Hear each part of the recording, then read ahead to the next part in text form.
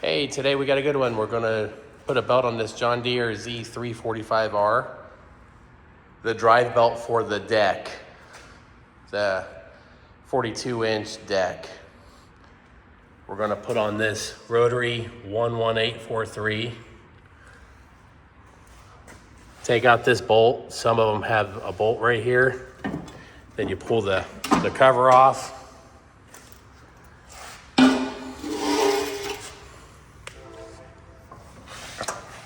I usually release the spring because there's no belt on this one.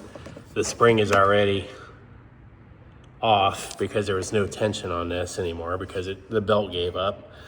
So we're gonna have to take this pulley off because of this belt guard, which would make it a lot easier. And then you can just like feed the belt in to the different areas. And then I imagine we can walk it on.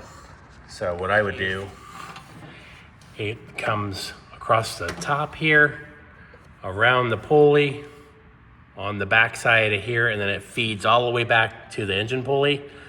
This side feeds around, and the back side fits flush against the flat side of this pulley and all the way back to the engine pulley.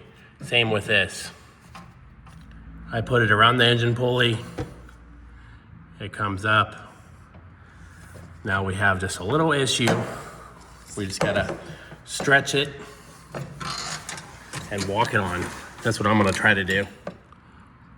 You can kind of see, I'm gonna walk it on this, my hand's in there, halfway on the pulley.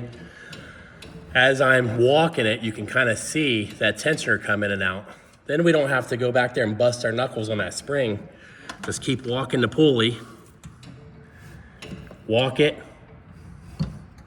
and there it is. And then just drop down the belt guard. Now you have tension on the spring, all the way on the engine pulley back there. Your spring's in good shape. We'll clean all this up, but in the meantime, we're gonna put the safety foot panel back in and button this thing up.